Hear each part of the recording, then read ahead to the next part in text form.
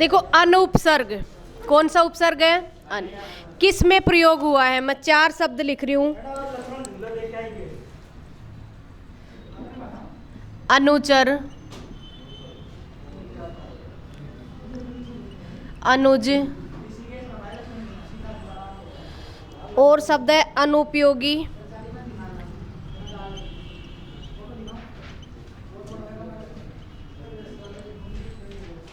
और एक शब्द है अनुगामी।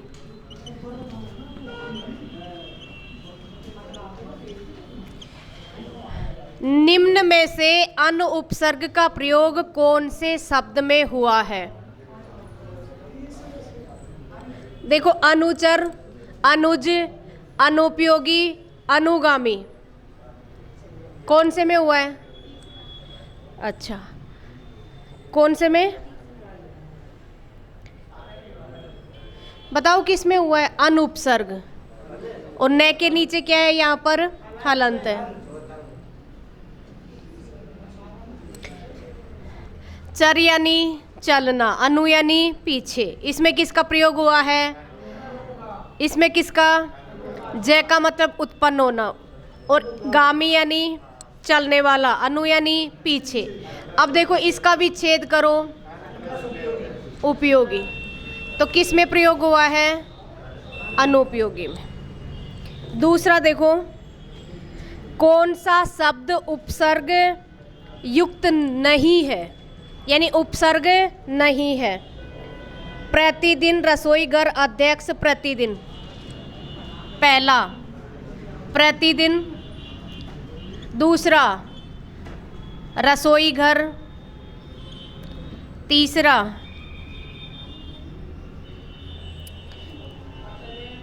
अध्यक्ष, भरपेट।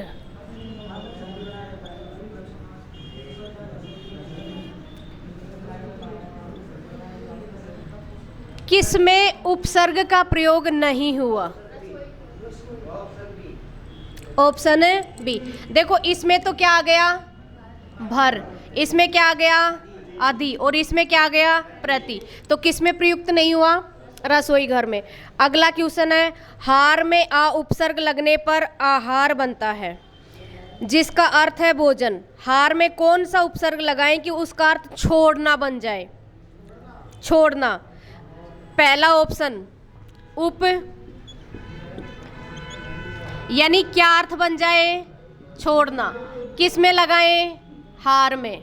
हार में ऐसा कौन सा उपसर्ग लगाएं कि जिसका अर्थ क्या बन जाए? छोड़ना। तो देखो पहला तो है उप, दूसरा है वी, तीसरा है परी, और चौथा है प्रति।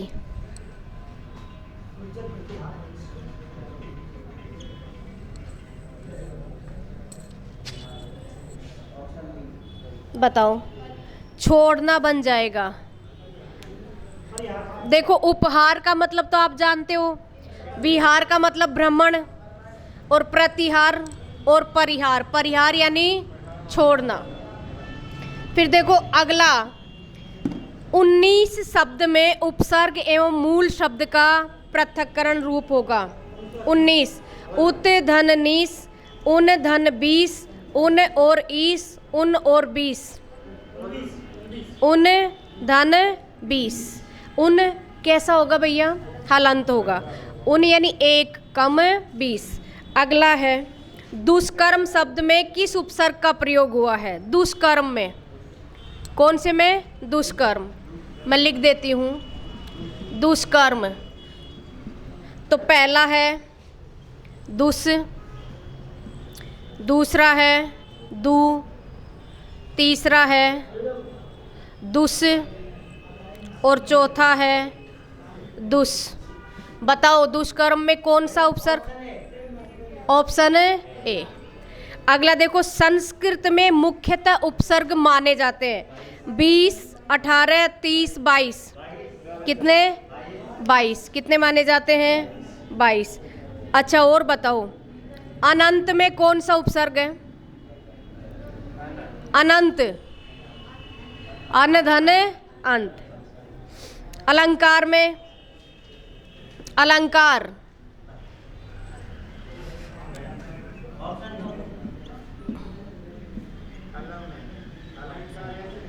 बताओ।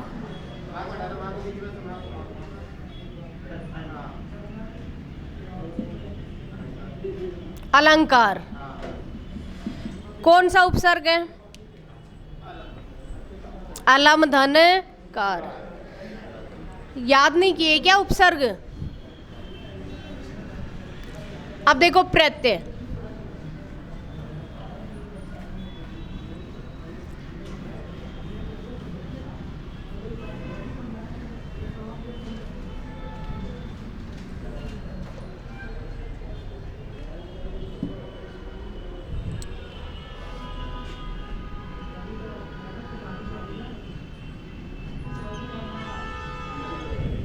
परिभाषा लिखो।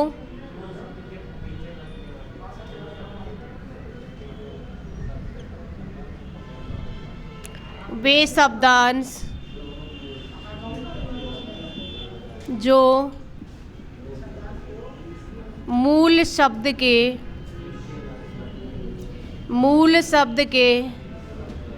अंत में जुड़कर उसके अर्थ में विकार उत्पन्न करते हैं।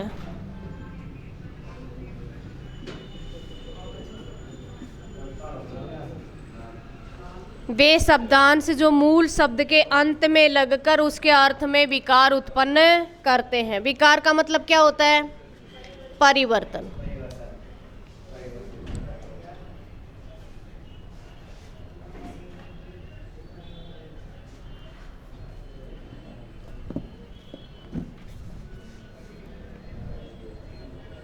समाज,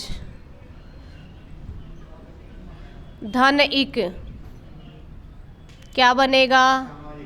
सामाजिक।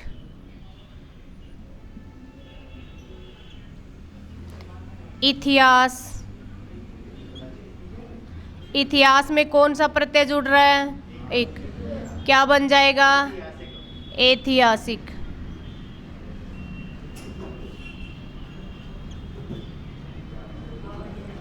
देखो ये ऐतिहासिक क्यों बन रहा है? इत जुड़ने से इसमें परिवर्तन हो गया। ये जब अपन पढ़ेंगे नियम तो बताएंगे, ठीक। आप इसको ऐसे मत कर देना कि इतिहास में इत जुड़ गया तो अपन ऐतिहासिक कर देंगे। क्या बन जाएगा? ऐतिहासिक। मीठा धन आस, मीठा धन आस, क्या बनेगा? मिठास। अब देखो यहाँ पर भी परिवर्तन हो गया। यहाँ पर बड़ी मी है और यहाँ पर कैसी आ गई? छोटी। यहाँ पर छोटी ई है, यहाँ पर क्या बन गया? ए। यहाँ पर स है, यहाँ पर क्या बन गया? सा बन गया।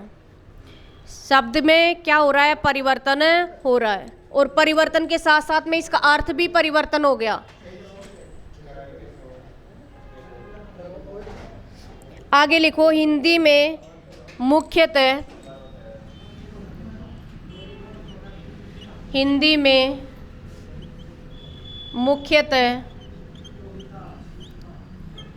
दो प्रकार के प्रत्यय होते हैं।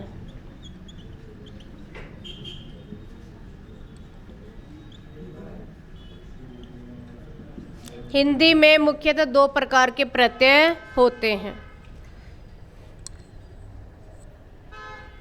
कृदंत प्रत्यय, तद्धित प्रत्यय।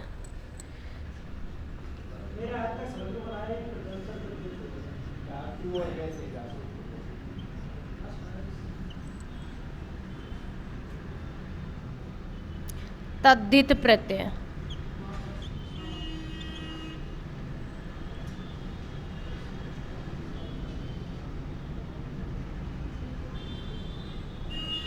कृदंत प्रत्यय और तद्धित प्रत्यय।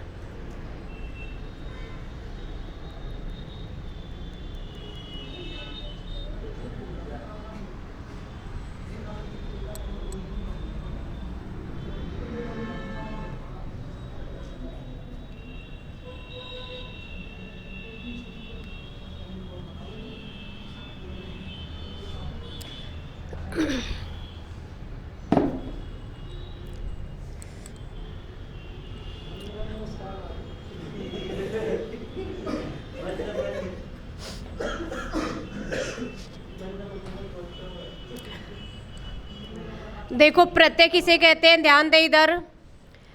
मूल शब्द के कहाँ जुड़ते हैं ये, अंत में। मूल शब्द के अंत में जुड़कर मूल शब्द के अर्थ में क्या कर देते हैं, परिवर्तन। मूल शब्द के अंत में जुड़कर उस मूल शब्द के अर्थ में परिवर्तन कर देते हैं, उसे ही क्या कहते हैं, प्रत्यय। अब देखिए हिंदी में प्रत्यय मुख्यतः कितने प्रकार के होते हैं, 2 प्रकार के, कृदंत और तद्धित। कृदंत और तद्धित। अब समझने की बात यह है कि कृदंत प्रत्यय किसे कहते हैं और तद्धित प्रत्यय किसे कहते हैं। तो लिखो सबसे पहले कृदंत प्रत्यय।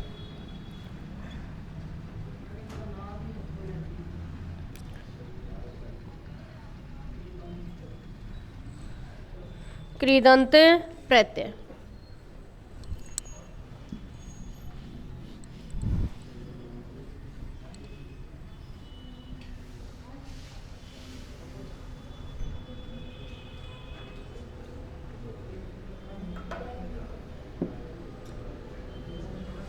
लिखो वे प्रत्यय जो धातुओं या क्रिया, धातुओं या क्रिया के साथ में लिखते चलो, धातुओं या क्रियापद के मूल रूप, क्रिया पद के मूल रूप, क्रियापद के मूल रूप, क्रियापद के मूल रूप के साथ नए शब्द का निर्माण करते हैं। मूल रूप के साथ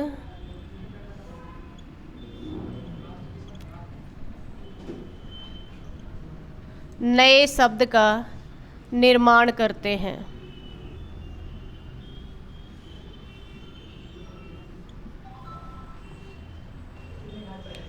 नए शब्द का निर्माण करते हैं।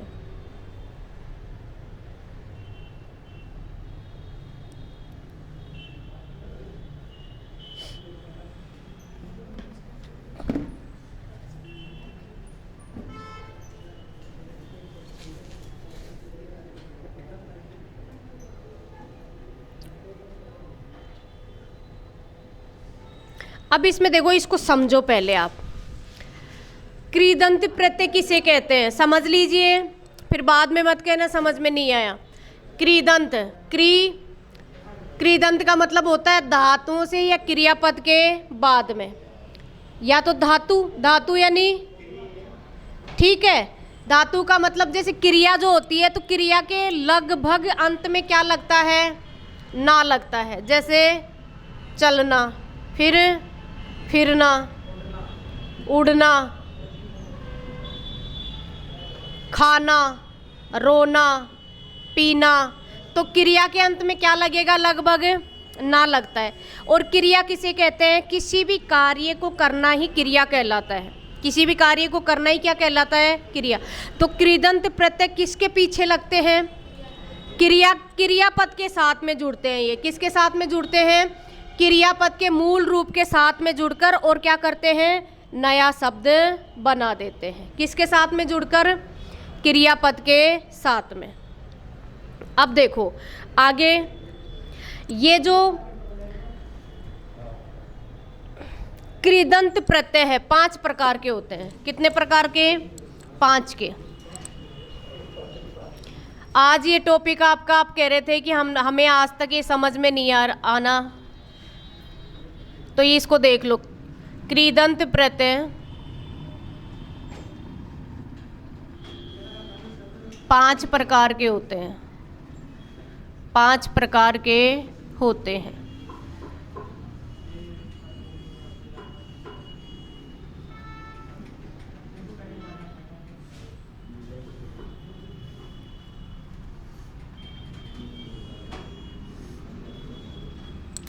कृदंत प्रत्यय कितने प्रकार के होते हैं? 5 के। अगर क्वेश्चन ये आ जाए कि कृदंत प्रत्यय किसे कहते हैं, तो आप ये कहेंगे कि धातु के अंत में या क्रियापद के अंत में जुड़कर नए शब्द का निर्माण करते हैं, उसे क्या कहेंगे? कृदंत प्रत्यय। अब देखो कितने प्रकार के हैं ये? 5 प्रकार के। कितने प्रकार के? 5 का। तो एक साथ लिख लो इनको। सबसे पहला है कर्तृवाचक,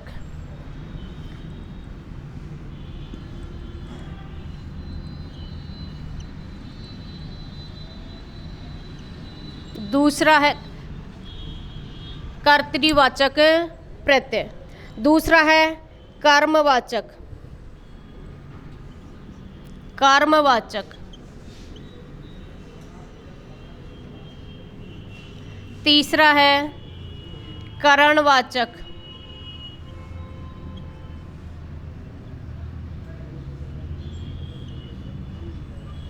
और चौथा है भाववाचक।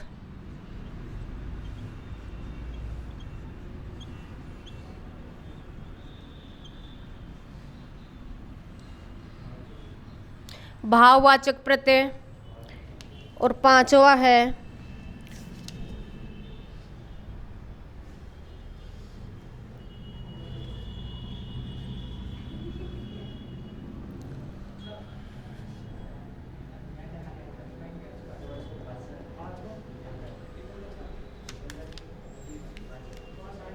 क्रियाबोधक।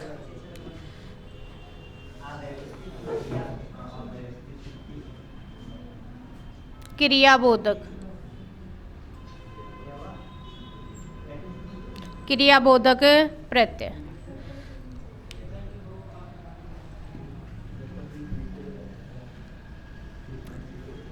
क्रियाबोधक प्रत्यय। तो भैया देखो, प्रत्यय किसे कहते हैं? मूल धातु के अंत में जुड़कर उसके अर्थ में परिवर्तन कर देते हैं, उन्हें क्या कहते हैं? प्रत्यय। ध्यान से सुनो, मूल धातु के अंत में जुड़ते हैं। किस में जुड़ते हैं? मूल धातु के अंत में जुड़कर उसके अर्थ में परिवर्तन कर देते हैं। अब देखिए ये कितने प्रकार, कृदंत प्रत्यय कितने प्रकार के हैं? ये 2 प्रकार के।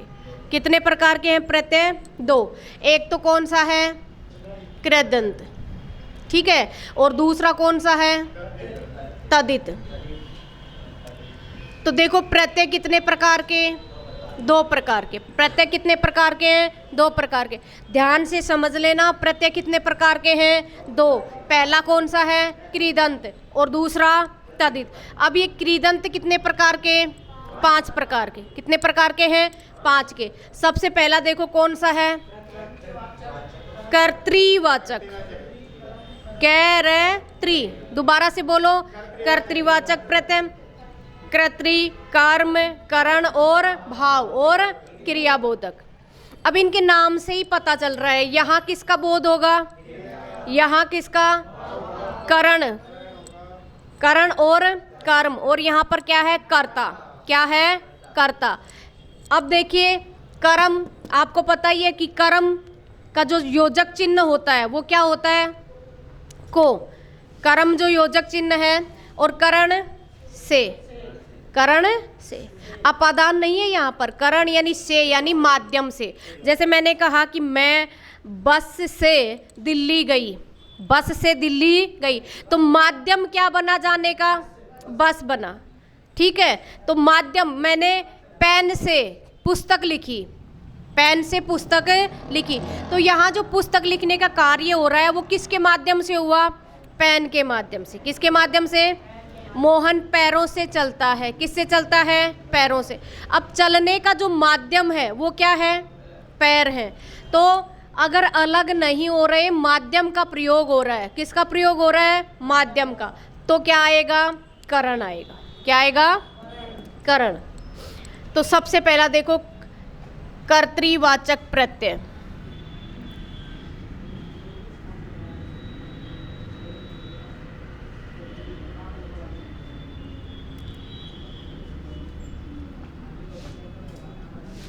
इसमें लिखो, आप लिखवा दूं क्या बोलकर?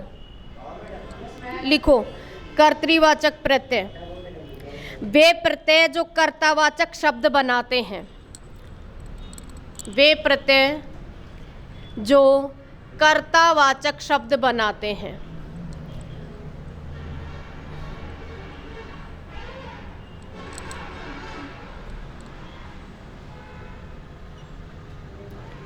कर्तावाचक शब्द।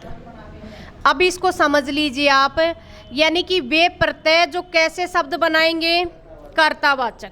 कैसे शब्द बनाएंगे, कर्तावाचक शब्द बनाते हैं। जैसे अक है पहला,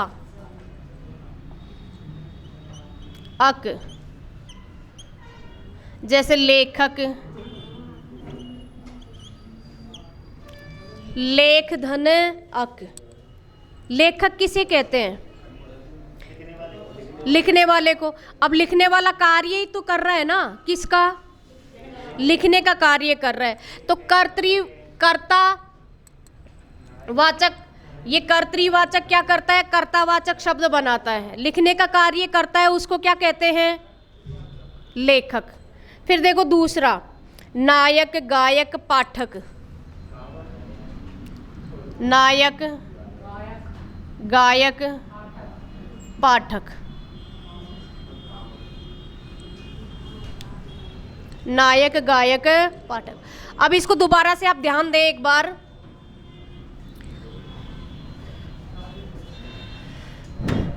जहां हमें ये लगता है ना कि क्या है, कर्तावाचक शब्द बन गया।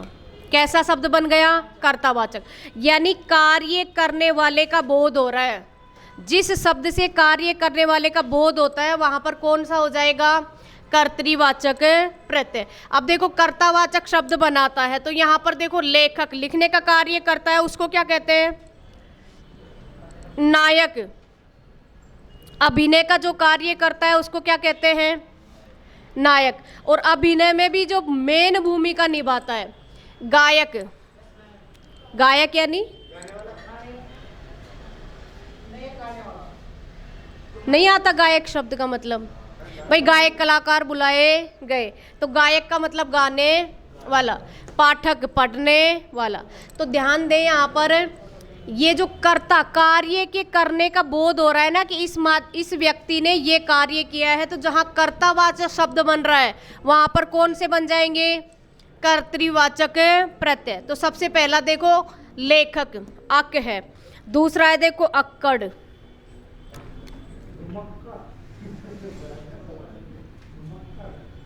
अक्कड़।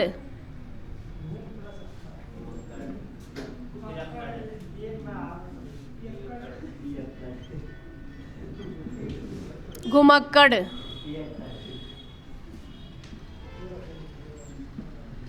पियक्कड़,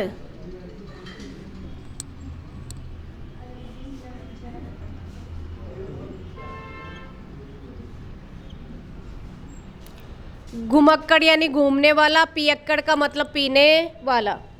फिर देखो कुदक्कड़, भुलक्कड़,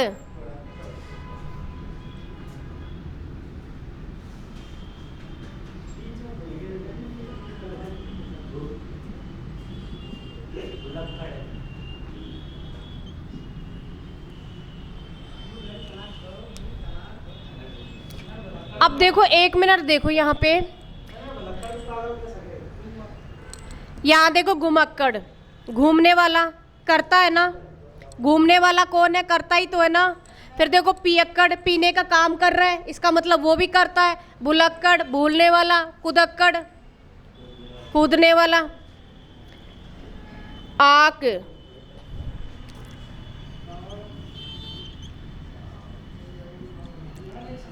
तैराक, फिराक, फिराक यानी फिरने वाला। लड़ाक लड़ने वाला।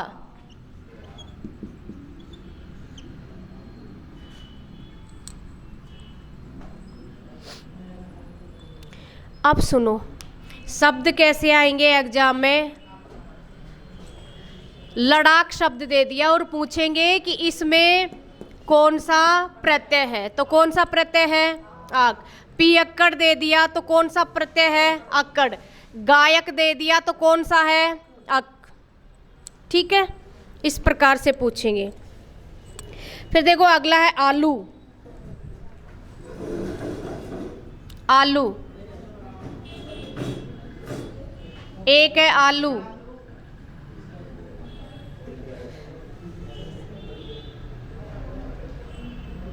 देखो ये आलू तो वो है जो सब्जी बनती है, और ये आलू क्या है? प्रत्यय। झगड़ालू,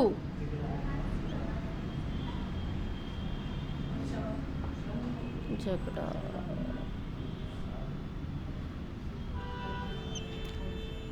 झगड़ालू।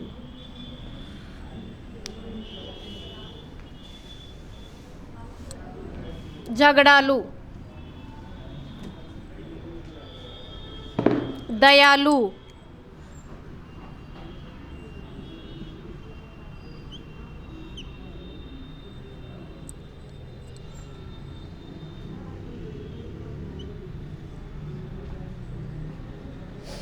आगे देखो आकू,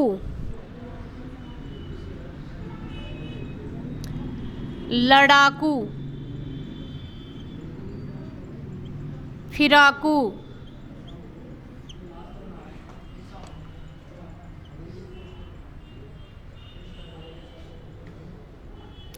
आड़ी,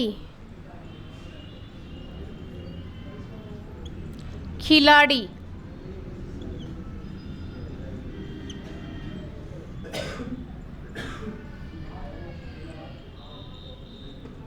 आड़ी, खिलाड़ी,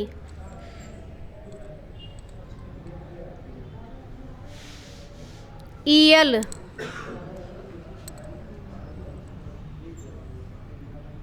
ईयल, अड़ियल,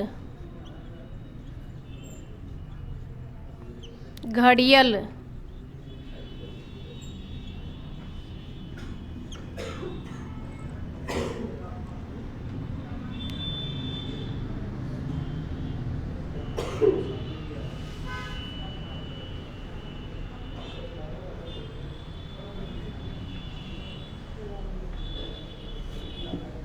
एरा। ये शब्द बहुत पूछते हैं भैया।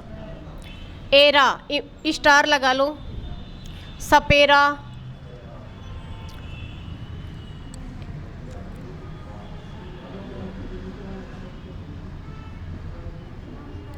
सपेरा, कमेरा। कमेरा का मतलब क्या होता है? जो बहुत ज़्यादा कार्य करता है उसको कमेरा कहते हैं। हाँ, उसी को तो कमेरा। लुटेरा, बसेरा,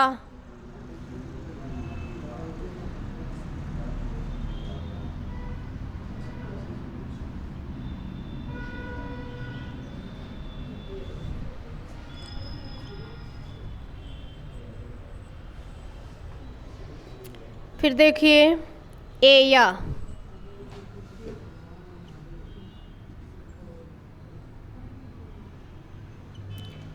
गवैया, नचैया, भगैया,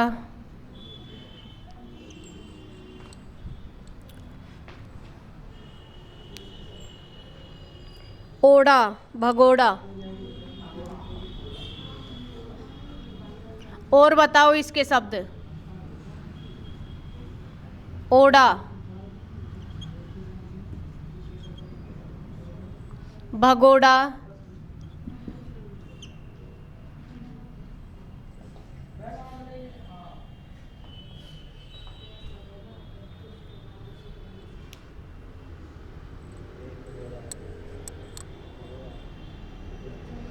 ता है दाता, ता यानी देने वाला।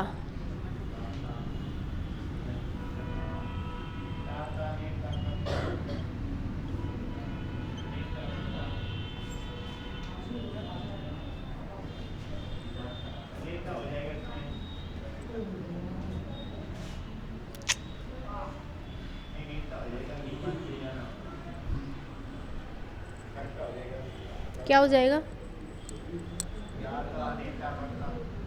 हाँ, नेता।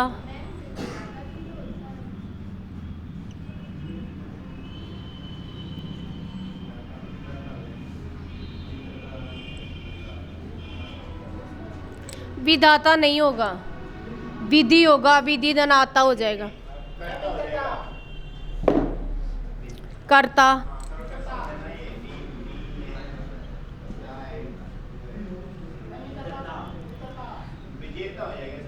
विजेता,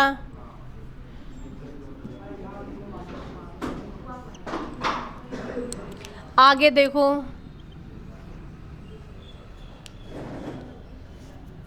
वाला, हार, पढ़ने वाला, लगा लेना आप, रोने वाला, खेलने वाला, हार, उपहार,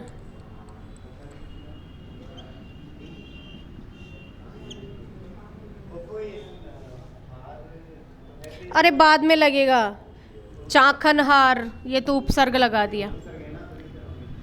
पालनहार, पालनहार, फिर देखो राखनहार,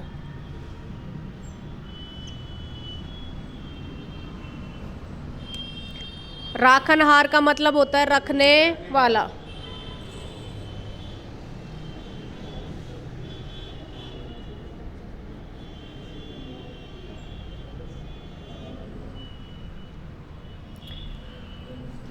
इसको समझो दोबारा से आप एक बार, जो ध्यान नहीं दे रहे ध्यान देने की कोशिश करो, इसको समझ लो।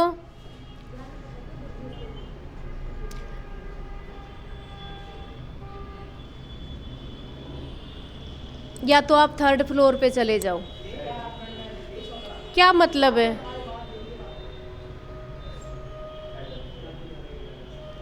ऐसा क्लास में नहीं होता।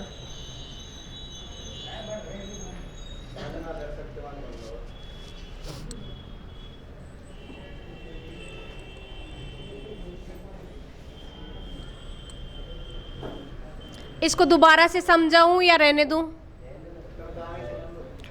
जिसमें किसका बोध होता है? कर्तृवाचक प्रत्यय किसे कहते हैं? पहला जो प्रत्यय है उसमें है कर्ता का बोध होगा। किसका बोध होता है? कर्ता यानी कार्य करने वाला। अब देखो, पढ़ने वाला है, रोने वाला है, पालनहार पालने वाला है, राखनहार रखने वाला है, तो यहाँ कर्ता का ही बोध होगा। कमेरा यानी कार्य करने वाला, जो बहुत ज़्यादा कार्य करता है उसको क्या कहते हैं? कमेरा। गांव में भी कहते हैं कि आजकल बड़ा कमेरा बन रहा है। फिर देखो, नचैया नाचने वाला, गवैया गाने वाला, तो कर्ता का बोध होगा। किसमें? तद्धित प्रत्यय जो कर्तावाचक शब्द बनाता है, कर्तृवाचक प्रत्यय में सबसे पहले क्या बनेंगे? कर्तावाचक शब्द। अब देखो दूसरा, कर्मवाचक।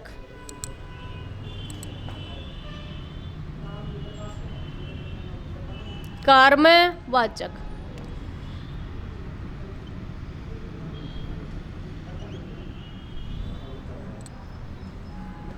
इसमें लिखो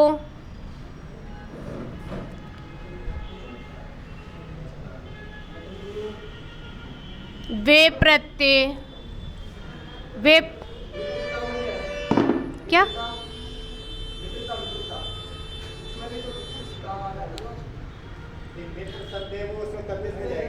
भाव है, हो गया ना, ये है ना था। लेकिन इसमें कर्ता का बोध थोड़ी हो रहा है। इसके जितने भी शब्द बनेंगे ना उसमें कर्ता का ही बोध होगा। इसमें कर्म का बोध होगा। दूसरे में पहले यही तो समझा रहे थे कि जितने भी शब्द बनेंगे ना वो कर्तावाचक शब्द बनाएंगे।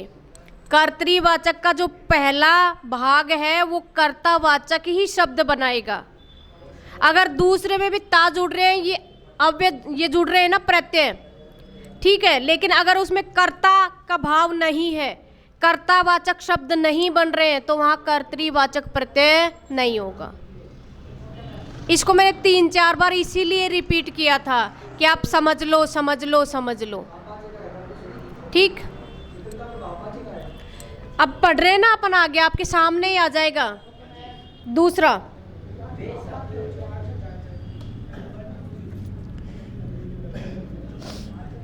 इसमें लिखो वे प्रत्यय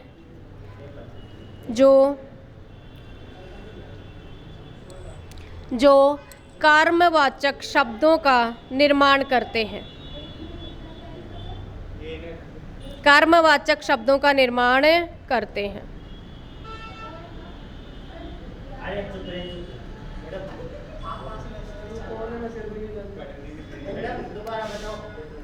वे प्रत्यय जो कर्म के अर्थ में प्रकट होते हैं या कर्मवाचक शब्दों का निर्माण करते हैं। लिखो वे प्रत्यय जो कर्मवाचक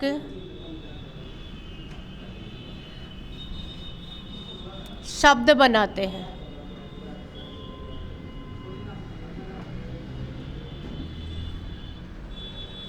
वे प्रत्यय जो कर्मवाचक शब्द बनाते हैं।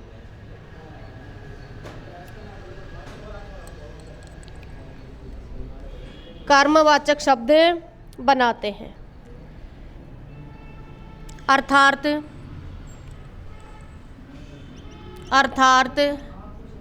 कर्म के अर्थ को प्रकट करते हैं।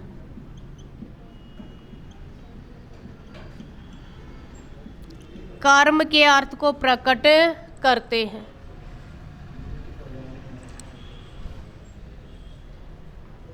अब कर्म किसे कहते हैं?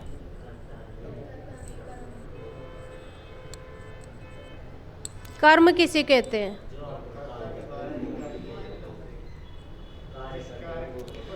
कर्ता के द्वारा जो कार्य किया जाता है उसको क्या कहेंगे? कर्म। ठीक है, कर्ता का प्रभाव जिस पर पड़ेगा उसको क्या कहेंगे? कर्म कहेंगे। जैसे कार्य किया उसने, राम फल खाता है। राम क्या खाता है? फल। अब आप ये देखो कि राम खाता तो है लेकिन क्या खाता है? फल। तो खाना जो क्रिया है उसका प्रभाव किस पर पड़ रहा है? फल पर। तो क्रिया का प्रभाव जिस पर पड़ते हैं उसको क्या कहते हैं? कर्म। लिख लो कर्म। क्रिया का प्रभाव जिस पर पड़ता है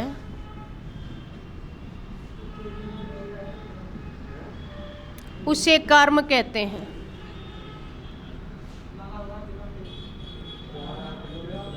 क्रिया का प्रभाव जिस पर पड़ता है उसे कर्म कहते हैं।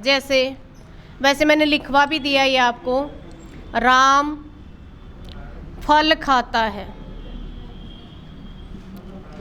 अब ये खाना क्या है भैया? खाना क्या है? क्रिया। क्या खाता है? क्रिया से प्रश्न करो, क्या खाता है वो? फल। तो क्रिया का प्रभाव फल पर पड़ रहा है तो फल क्या हो गया? कर्म हो गया। क्रिया का प्रभाव जिस पर पड़ता है उसको क्या कहते हैं? कर्म।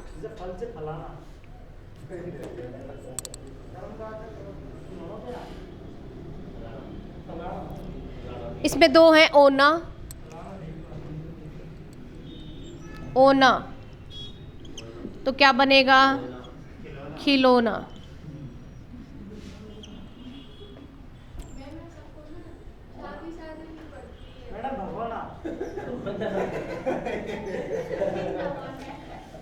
क्रिया क्या है यहाँ पर?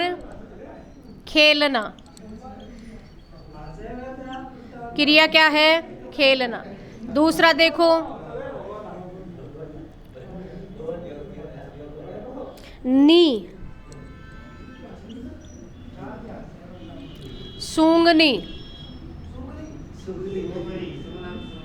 सूंघना।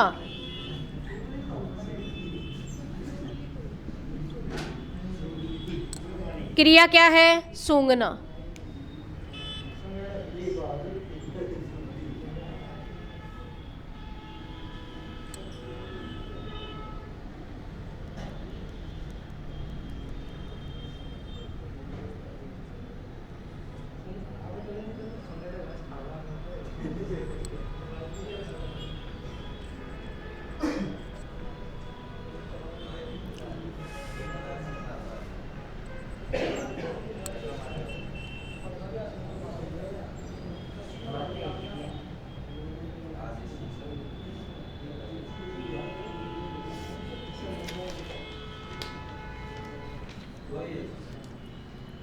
क्या टाइम हो गया?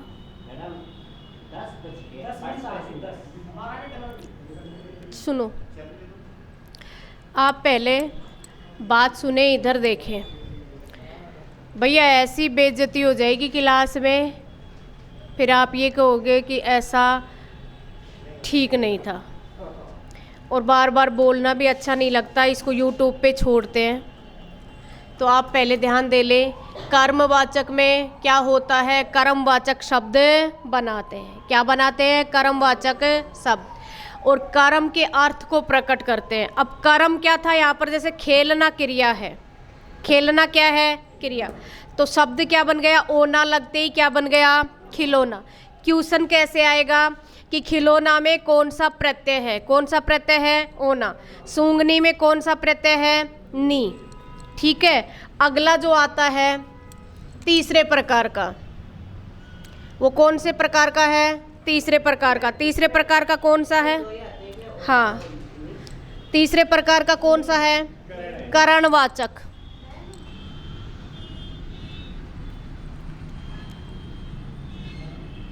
करणवाचक।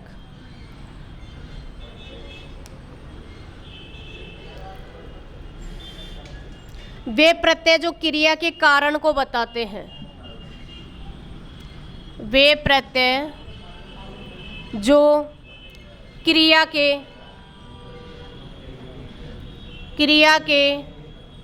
कारण को बताते हैं।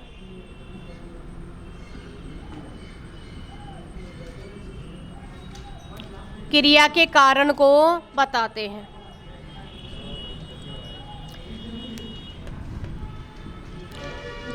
करणवाचक प्रत्यय किसे कहते हैं?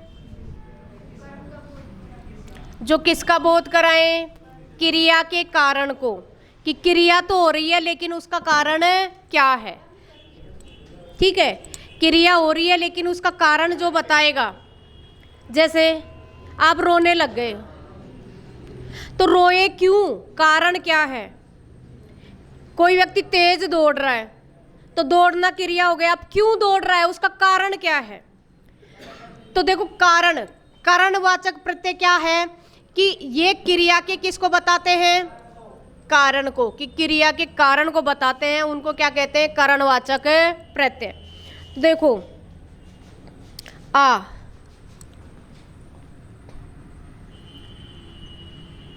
झूला, क्रिया क्या है?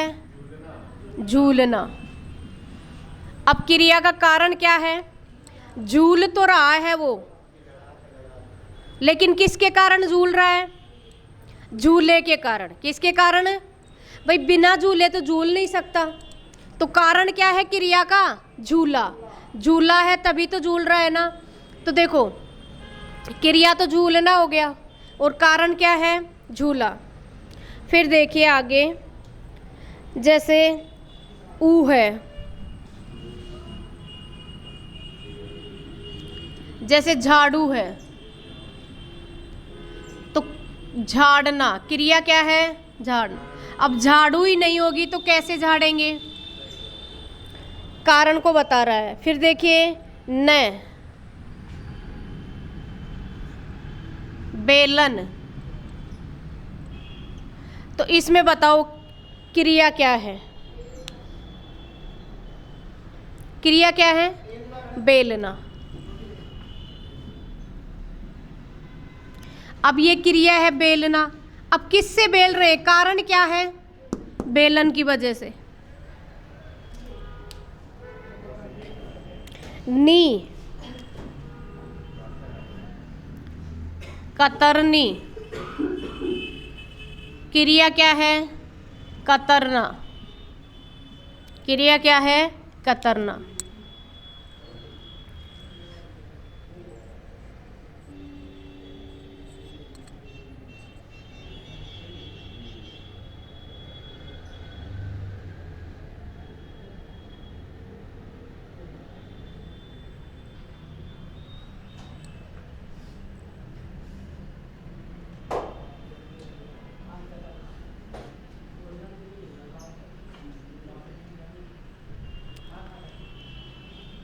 उतार लो जल्दी से।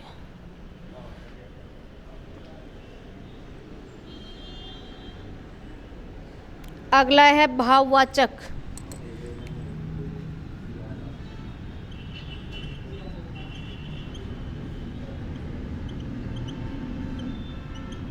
भाववाचक प्रत्यय, इसमें लिखो वे प्रत्यय जो क्रिया से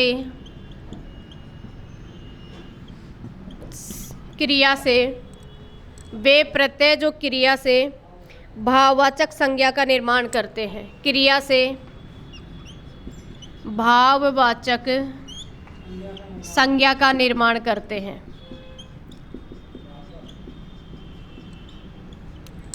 भाववाचक संज्ञा का निर्माण करते हैं। वे प्रत्यय जो क्रिया से, इसको आप अंडरलाइन कर लेना, किससे होगा भाववाचक संज्ञा का निर्माण? क्रिया से।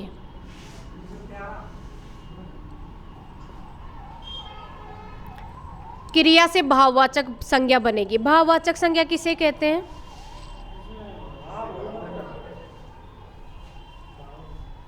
जैसे मित्रता क्या है? एक भाव है, ठीक है, भाववाचक है। प्रेम है, ये भी क्या है? भाव है। नफरत है, ये भी क्या है? भाव है। तो ये भाव है, लेकिन क्रिया से भाववाचक बने, क्रिया से बने। किससे बने? क्रिया से। अब देखो यहाँ पर दे दिया, जैसे